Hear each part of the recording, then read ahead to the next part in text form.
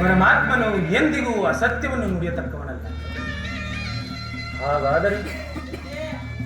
ಹಾಗಾದರೆ ಲೋಕೈಕ ವೀರರಾದ ಪಾಂಡವರು ನನ್ನ ಸಹೋದರರೇ. ಧರ್ಮವೇ ತನ್ನ ಉಸಿರೆಂದು ನಂಬಿರುವ ಧರ್ಮರಾಯನು ನನ್ನ ಸಹೋದರನೇ. ಅಯ್ಯೋ,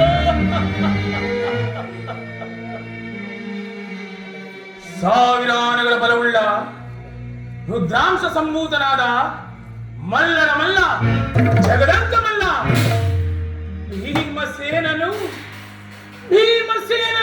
ನನ್ನ ಸಹೋದರನೇ.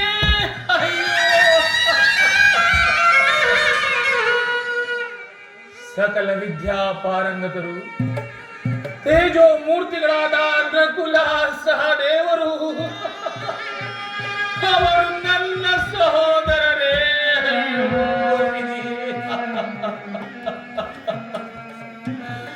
ಪಾಂಡುರಾಜ, ಕುಂತಿದೇವಿ, ಮಾದ್ರಿ ದೇವಿಯರು ನನ್ನ ಜನನಿ ಜನಕರೇ.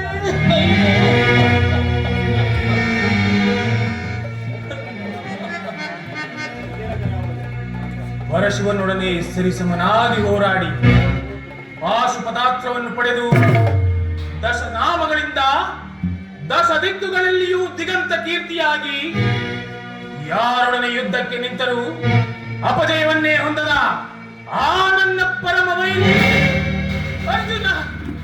ಅರ್ಜುನನು ನನ್ನ ಹೊಡ ಹುಟ್ಟಿದವನೇ. ಅಯ್ಯೋ,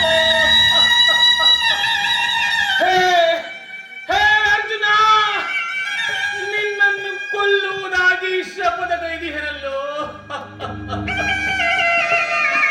ಈ ನಿನ್ನ ಶಿರಸ್ಸು ಭೂಮಿಗೆ ಉರುಳಿ ರಕ್ತದ ಮಡುವಿನಲ್ಲಿ ಕೊಚ್ಚಿಕೊಂಡು ಹೋಗುವುದನ್ನು ಈ ಪಾಪಿ ಕಣ್ಣುಗಳಿಂದ ಹೇಗೆ ನೋಡಲಿ?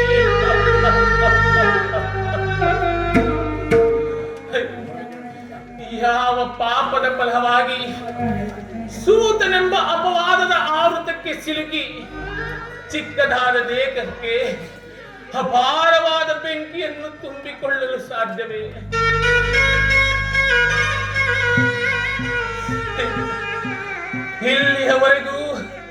ಇಲ್ಲಿಯವರೆಗೂ ಬಂಧು ಬಾಂಧವರೆಂದು ವ್ಯಥೆಪಡುತ್ತಿದ್ದ ನನಗೆ ಇಂಥವರೇ ನಿನ್ನ ಬಂಧು ಬಾಂಧವರೆಂದು ತಿಳಿದ ನಂತರ ಎಂತಹ ಉಭಯ ಸಂಕಟ.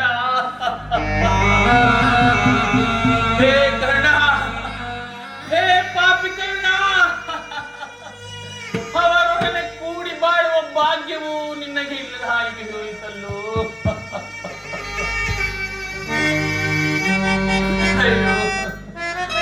ಪಾಂಡುಪುತ್ರನಾದ ನೀನು ಪಾಂಡವ ಕುಮಾರನನ್ನೇ ಕೊಲ್ಲಲು ನಿಂತಿದೆಯಲ್ಲ. ಪಾಂಡವರೊಡನೆ ಯುದ್ಧವೇ?